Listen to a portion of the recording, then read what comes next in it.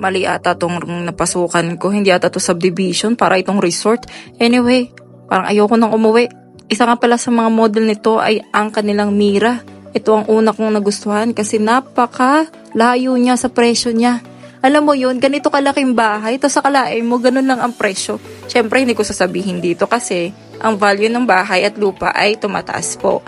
Kaya kung meron po kayong chance and meron po kayong savings na gusto na ninyong i-invest, ay di po kayong magsisisi dito sa Pereveo Lipa. Anyway guys, itutour ko kayo dito sa buong bahay na ito.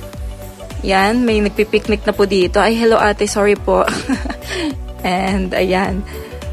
Oh, may pahabol pa. Oh, anyway, ito ang living area, ang kanilang dining area and kitchen area. So, ayan. Meron din kayong access dito sa palabas sa backyard. And may sink, gas stove.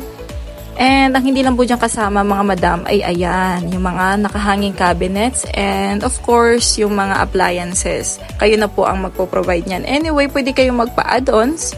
You just need to request to the developer. So, ayun mga madam, meron ditong guest room sa baba. Malawak na din po siya with cabinet na din po. Ayan. And this is their powder room with shower na din, sink and toilet. Anyway, ang reservation po pala natin mga madam dito ay 50,000. Ayan. So, ito naman po kanilang taas. Ang high ceiling na din po mga madam. Ang ganda din po ng pagka-design. So, ito po ang kanilang master bedroom. Napakalawak din po. Ang kagandahan po dito mga madam. Nako, may walk-in closet ka na. O, ayan, pangarap ng bawat babae and may dalawang sink. So, kahit mag-away kayo ng asawa nyo, di ba? Pwede kayo hindi magpansinan dyan. Tag-iisa pa rin kayo ng sink.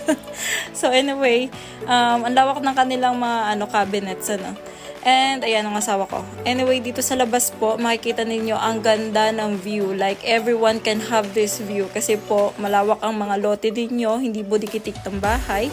And, ayan. Next po dito, ito po ang isa sa kanilang bedroom na ideal for your kids or mga iba po ninyong siblings with a nice view pa rin po. Ang dami nilang bintana mga madam, kaya kahit di kayo mag-aircon, nako, malamig pa rin po ang inyong mga room. So ito po ang common bathroom. And this is their fourth bedroom na po sa kabuang bahay na ito. Except pa po dun sa maid's room mga madam na may toilet na din po ha. So ayun mga madam, if you want to reserve this unit and you want to have a look at personally, just let me know po. I will tour you to this area. So if you want to put your unit to rentals, Airbnb or other more exclusive parties, ito po ang best offer ko sa inyo. Especially ngayon na nagmamahala na po ang mga lote and bahay. So if you want to see the real beauty of this place, mga madam, just let me know lang po. Then you will see what I'm really talking about. Bye!